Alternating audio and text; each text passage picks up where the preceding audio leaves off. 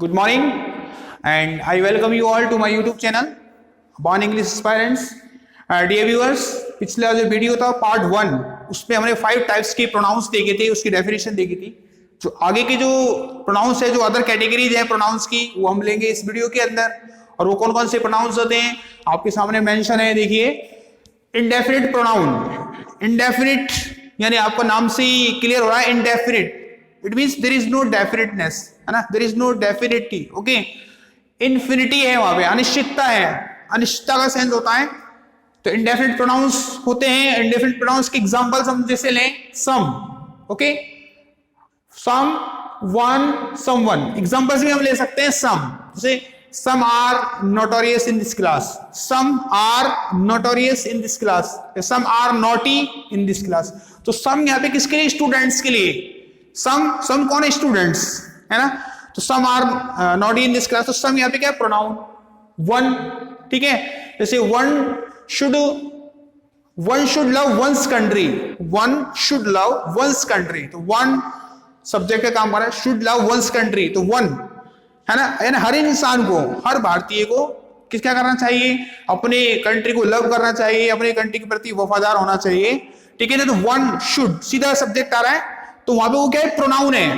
तो वन वहां पे किसी पर्टिकुलर पर्सन का नाम नहीं लिखा गया, एवरी इंडियन नहीं लिखा गया, सारे इंडियंस नहीं लिखा गया, लेकिन किसी भी कंट्री के लोगों से रिलेटेड है वो चीज। One should love one's country, तो वन क्या है? प्रोनाउन हो गया, क्योंकि नाउन को रिप्लेस कर रहा है। समवन, है ना। Someone broke this table, someone broke this table, broke सीधी वर्ब आ गई, है ना। तो someone broke this table, someone यहाँ पे क्या है? प्रोनाउन।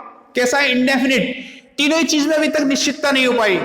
वन का यूज किया हमने, सम का यूज किया, समवन का यूज किया, हमें पता नहीं चल रहा कौन है, निश्चित नहीं है, तो ये सब क्या कराएंगे? Indefinite pronoun. ऐसे ही all are intelligent in this class, all are intelligent in this class, all are present here, ठीक है। ऑल मतलब सभी। अब यहाँ पे भी निश्चितता नहीं कौन है, सभी में कौन कौन लोग शामिल हैं, तो ये ऑल भी क्या है? प्रोनाउन, ठीक है। समझ सकते हैं आप? All are present here. Example लिखने की जरूरत मैं समझता हूं नहीं है, आप लोगों को समझ में आ रहा होगा, मैं क्लियरली बोल रहा हूं। ऑल आर प्रेजेंट हियर, तो ऑल का मतलब क्या है? ऑल स्टूडेंट्स हो सकते हैं, ऑल पीपल हो सकते हैं, है ना, ऑल एम्प्लॉइज हो सकते हैं। तो निश्चितता नहीं है, लेकिन ऑल वर्ड यूज हो रहा है किसी नाउन के लिए, तो नाउन के लिए हो रहा है, इसलिए क्या कहलाएगा? प्रोनाउन कहलाएगा। क्लियर? इफ यू, ठीक है, इफ यू भी क्या है? प्रोनाउन है ना। I bought these books are very interesting, I bought if you, है ना, ये बुक इंटरेस्टिंग है, कुछ मैंने खरीदी। इफ यू, तो यहाँ ऑब्जेक्टिव केस में यूज हुआ इफ यू का, लेकिन है क्या ये? प्रोनाउन। क्यों? किसको रिप्लेस किया? बुक्स को। तो बुक्स क्या है? नाउन। नाउन की जगह पे यहाँ पे इफ यू आया तो प्रोनाउन कहलाएगा। अदर्स, है ना, अदर्स आर गिल्टी, है ना, I am not responsible, I didn't any kind of mistake, है ना। वाइल अदर्स आर गिल्टी है, वाइल अदर्स आर पनिशेबल, ठीक है ना। While others committed mistakes, others committed mistakes, others दूसरे लोग कौन कौन है पता नहीं है, इंडेफिनिट। तो अदर्स भी क्या है आपका? Indefinite pronoun. नो वन, है ना, no one attended today's class, no one attended today's class, किसी ने भी आज की क्लास अटेंड नहीं की। नो वन अटेंडेड सीधी वर्ब आ गई, तो क्या है? प्रोनाउन है वो। नो वन का मतलब यहाँ पे पर्सन से है, पता नहीं किसके बारे में बात हो रही है ना, अनिश्चित लोग हैं, तो वो इंडेफिनिट प्रोनाउन हो गया। एनीवन, एनीबॉडी, कुछ भी हो सकता है। तो ये सारे जितने भी वर्ड्स मैंने यहाँ पे मेंशन किए हैं, ये सब कहलाएंगे आपके इंडेफिनिट प्रोनाउंस। अंडरस्टैंड?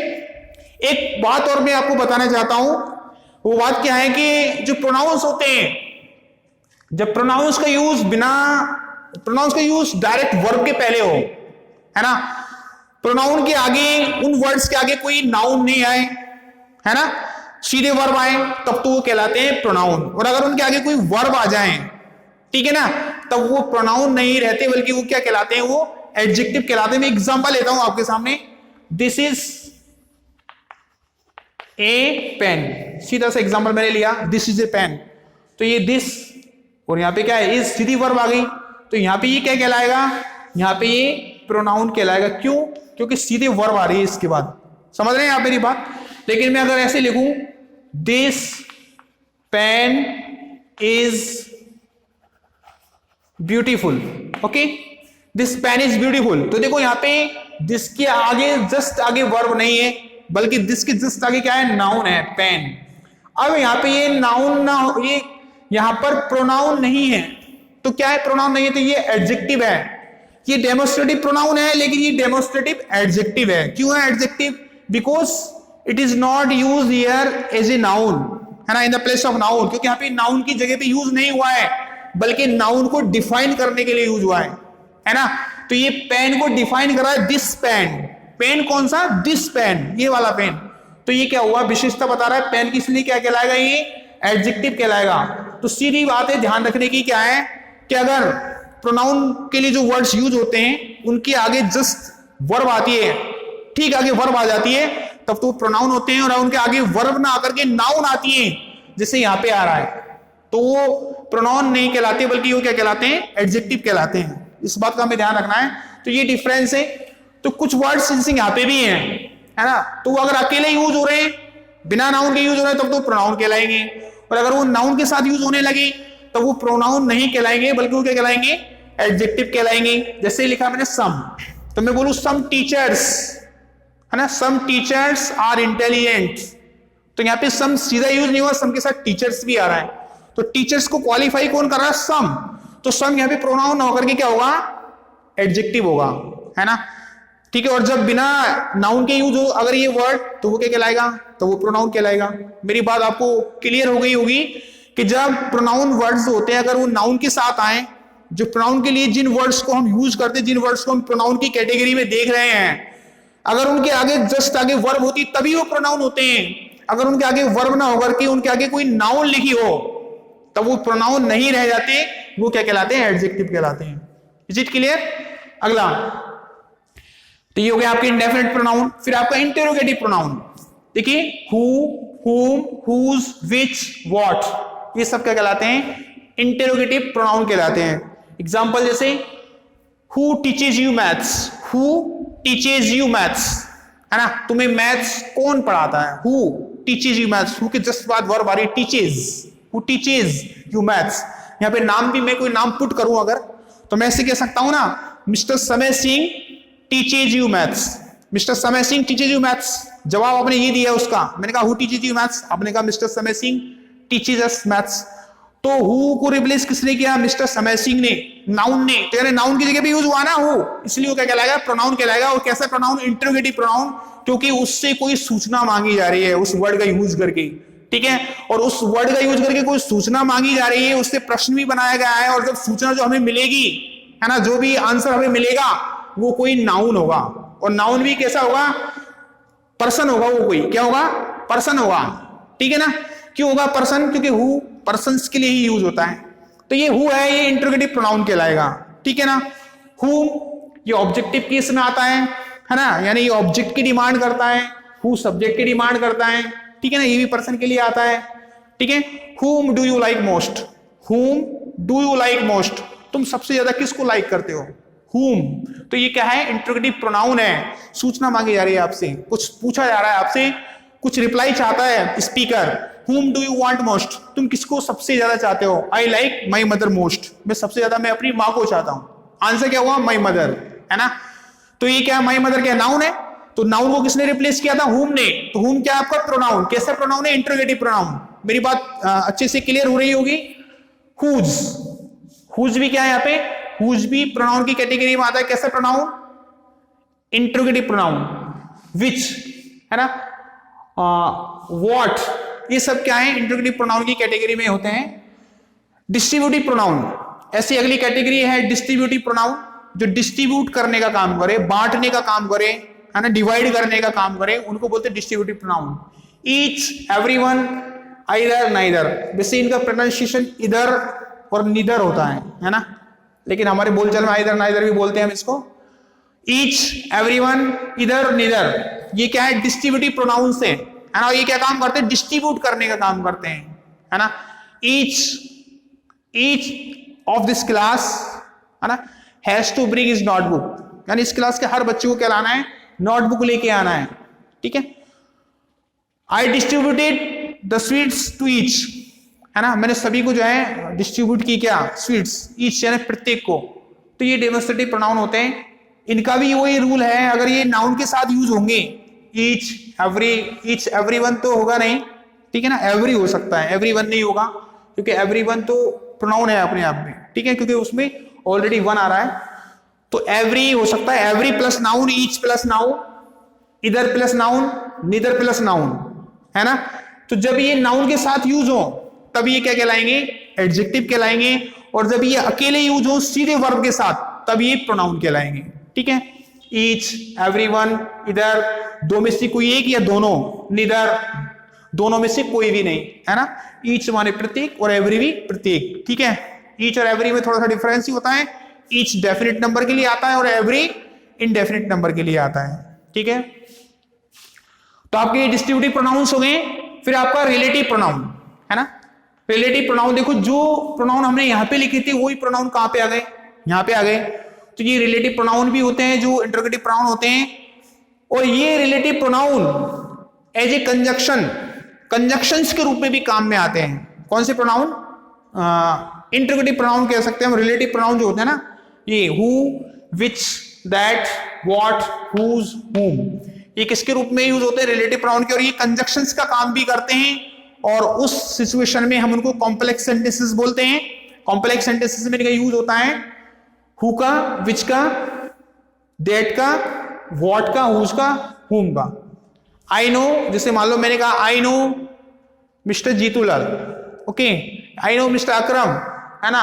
और फिर मैंने आगे लिखा हु टीचेज यू मैथ्स, है ना, जो कि तुम्हें क्या पढ़ाते हैं, मैथ्स पढ़ाते हैं, इंग्लिश पढ़ाते हैं, कुछ भी। तो यहाँ पे किसका प्रोनाउन, किसका यूज हुआ है, हु का यूज हुआ है। ये क्या है, यहाँ पे रिलेटिव प्रोनाउन है। कैसा प्रोनाउन है, रिलेटिव प्रोनाउन है। तो ये कंजक्शंस का काम भी करते हैं, who, which, that, what, whose और हुम, है ना, और ये रिलेटिव प्रोनाउन भी कहलाते हैं, ठीक है। अगला एक्सक्लेमेटरी प्रोनाउन। एक्सक्लेमेटरी प्रोनाउन में जनरली इसको लिया जाता है व्हाट को, है ना, जब वो सरप्राइज का सेंस हो। किसका सेंस हो, सरप्राइज, एस्टोनिशमेंट, व्हाट। से मैंने एग्जांपल लिया यहाँ पे, what you don't know Shahrukh Khan, जैसे एक्सक्लेमेशन के अंदाज में कोई बोला व्हाट, क्या तुम शाहरुख खान को नहीं जानते, तो व्हाट, और यहाँ पे एक्सक्लेमेशन साइन आ रहा है, तो ये कहलाएगा आपका एक्सक्लेमेटरी प्रोनाउन, ठीक है, व्हाट। तो ये आपके इस तरीके से डिफरेंट काइंड्स ऑफ प्रोनाउंस हो गए। और पर्सनल प्रोनाउन जो ज्यादा यूज होते हैं हमारे लिए, डायरेक्ट इंडायरेक्ट में स्पेशली बहुत ज्यादा यूज होते हैं। मैंने यहाँ पे 3 कैटेगरी ली है पर्सनल प्रोनाउन की, 3 केस लिए हैं मैंने। सब्जेक्टिव केस, जिसको नॉमिनेटिव केस भी बोलते हैं, सब्जेक्टिव केस या नॉमिनेटिव केस, ऑब्जेक्टिव केस या जेनेटिव केस, जेनेटिव केस भी इसको बोला जाता है। पजेसिव केस एक तीसरा है, पजेसिव केस, ठीक है। तो 3 केस होते हैं पर्सनल प्रोनाउन के, subjective case subject, objective case object, possessive case possessive form, है ना। जैसे आई सब्जेक्टिव फॉर्म है। पर्सनल प्रोनाउन होती कितने तरह के हैं, first person, second person, third person. I है, आई सब्जेक्टिव फॉर्म है, मी ऑब्जेक्टिव फॉर्म है आई की, और माइन इसकी पजेसिव फॉर्म है, ठीक है। ऐसे वी, अस, आवर, ये सब्जेक्ट, ये ऑब्जेक्ट, ये possessive, you, your, subject object possessive. He, him, his, she, her, it, its, they, them, theirs. तो ये पर्सनल प्रोनाउन की कैटेगरी हो गई। पर्सनल प्रोनाउन किन किन केसेस में यूज होता है वो भी आपने देखा, subjective case, objective case, possessive case. Reflexive case हम ऑलरेडी पढ़ चुके हैं, रिफ्लेक्सिव केस हम ऑलरेडी पढ़ चुके हैं, हमने पढ़ा था सेल्फ लगा के, सेल्फ लगा के हमने रिफ्लेक्सिव प्रोनाउन बनाया था, जैसे माई सेल्फ, आवर सेल्फ्स, है ना, yourself, yourselves, himself, ठीक है, herself, itself, themselves, ठीक है। तो ये इनकी रिफ्लेक्सिव केसेस हो गए। तो ये रहे आपके प्रोनाउन, ठीक है, प्रोनाउंस के डिफरेंट टाइप्स। अब एक चीज और आपको, ये जो पर्सनल प्रोनाउन है ये और थोड़ा समझाने की कोशिश कर रहा हूं। कई बार क्या होता है, जब हम इंग्लिश बोल रहे होते हैं, इंग्लिश स्पीकिंग कर रहे होते हैं, हिंदी टू इंग्लिश ट्रांसलेशन कर रहे होते हैं, तो हमें क्या, कई बार हमें मीनिंग समझ में नहीं आती, हमें पता नहीं चलता क्या यूज करें, कौन सा वर्ड यूज करें, कौन सा प्रोनाउन यूज करें। तो इसको पहचानने का सीधा सा तरीका है, आप लोग ध्यान से देखेंगे। देखो पर्सनल प्रोनाउन 2 तरह के हैं, एक तो फर्स्ट पर्सन और सेकंड पर्सन। फर्स्ट पर्सन यानी खुद से स्टार्टिंग कीजिए आप, फर्स्ट पर्सन मतलब खुद, यानी आई, यानी खुद में। और जब उसके साथ कोई और इंक्लूड हो तब वो एक से ज्यादा हो गए, प्लूरल सेंस हो गया, तो वो क्या कहेगा, वी, है ना। और जो सामने है वो सेकंड नंबर का आदमी, सेकंड है वो यू, यानी मैं फर्स्ट में तो मैं ही हूं, सेकंड में यू तुम हो, है ना। तो फर्स्ट पर्सन आई, और आई भी दो तरीके की हो सकती है, एक तो मैं अकेला हो सकता हूं या मेरे साथ कोई 10 जने और भी खड़े हो या एक जना खड़ा हो, ठीक है, तो एक से ज्यादा भी हो सकते हैं। तो आई तो है सिंगुलर और वी है प्लूरल, लेकिन है क्या फर्स्ट पर्सन, क्योंकि स्टार्टिंग कहां से होगी, मुझसे ही तो होगी जब मैं बात कर रहा हूं। और जो मेरे सामने बैठा है ना यू, आप मेरे सामने बैठे हो तो आप कौन सा पर्सन हो, second person, because you are second, है ना, क्योंकि आप मेरे लिए दूसरे हो, सामने हो मेरे, तो आप हो सेकंड पर्सन। आपकी भी तो कैटेगरी हो सकती है, आप अकेले भी हो सकते हो और आप एक से ज्यादा भी हो सकते हो। तो यू की दोनों फॉर्म हो सकती है, यू सिंगुलर भी हो सकता है और यू प्लूरल भी हो सकता है। फर्स्ट पर्सन आपने समझा, आई अकेला, वी स्पीकर हिमसेल्फ और उसके साथ कोई और हो तो दोनों या और ज्यादा लोग, तो वो be, I singular, we plural, you second person, single भी हो सकता है, दो भी हो सकते हैं, ज्यादा भी हो सकते हैं। चलो ये तो हो गए फर्स्ट पर्सन सेकंड पर्सन। अब बात करें थर्ड पर्सन की। थर्ड पर्सन कौन है, third person who is not present here. Third person कौन है, जो यहाँ पे मौजूद नहीं है। मैं तुमसे बात कर रहा हूं किसी और के बारे में जो यहाँ पे मौजूद नहीं है, तो मैं फर्स्ट पर्सन, आप सेकंड पर्सन और थर्ड पर्सन जो यहाँ पे मौजूद नहीं है। और वो भी कितने तरह के पर्सन हो सकते हैं, थर्ड पर्सन में कितने हो सकते हैं, थर्ड पर्सन में होते हैं 4 तरह के लोग हो सकते हैं। कितने तरह के, थर्ड पर्सन कोई मेल हो सकता है, पुरुष अकेला है, मेल है, तो हम उसके लिए बोलेंगे ही, है ना, वो यहां मौजूद नहीं है, उसके बारे में हम बात कर रहे हैं। फीमेल है, अकेली है, शी, नॉन लिविंग थिंग है, ये कह सकते हैं न्यूटर है, अकेला है, इट, है ना। और मेल भी हो सकते हैं बहुत सारे, एक से ज्यादा, फीमेल भी हो सकते हैं, न्यूटर हो सकते हैं, मेल फीमेल मिलके हो सकते हैं, मेल फीमेल न्यूटर मिलके हो सकते हैं, कुछ भी हो सकता है, लेकिन एक से ज्यादा है, मोर देन वन, तो वो क्या कहलाएंगे, दे। तो थर्ड पर्सन में कितने हो गए, थर्ड पर्सन हमारे सामने मौजूद नहीं है, वो 4 हैं, he male, she female, it neuter और दे प्लूरल, ठीक है। तो ये थर्ड पर्सन की कैटेगरी हो गई 4। इस तरीके से फर्स्ट पर्सन आई और we, second person you, third person जो हमारे सामने मौजूद नहीं है, ही शी इट दे, ठीक है। तो इस तरीके से आप और नॉलेज हासिल करना चाहते हैं प्रोनाउंस के बारे में, तो हमारी अगली वीडियोस को भी वॉच करें जो अपलोड होने वाली है बहुत जल्दी। और आपने अगर ये चैनल सब्सक्राइब नहीं किया है, इस चैनल को सब्सक्राइब जरूर करें और बेल आइकन को प्रेस करें ताकि आपको आने वाली वीडियोस का नोटिफिकेशन मिल सके। Thank you and have a nice day.